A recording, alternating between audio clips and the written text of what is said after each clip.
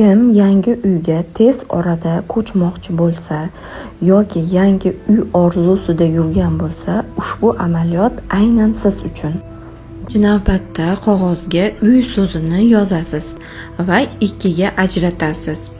Foyda, zarar. Foyda va zarar deb ajratganingizdan so'ng foyda tarafiga bu uydan oladigan foydalaringizni yozasiz. Misol uchun, bu uy menga erkinlik beradi yoki xotirjamlik beradi.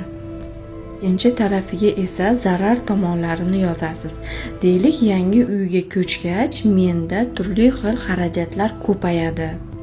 Yangi uyga yangi mebellar, parda, gilomlar olishimga to'g'ri keladi. Bu ham sizni ongingizda zarar sifatida turgan bo'lishi mumkin. Faqat misol sifatida ko'rsatib berdim, lekin ongingizdagi foyda va zararni aniq-tiniq faqat o'zingiz yozasiz. Sizga bu uydan zarar keltirayotgan taraflarni olasiz va yechim berib chiqasiz. Ichingizdan mana shu zararlarga rozi bo'lasiz. Ongingiz agar yangi uydan zarardan ko'ra ko'proq foydani ko'rsa, tez orada siz xohlayotgan uyni hayotingizga olib kirib beradi.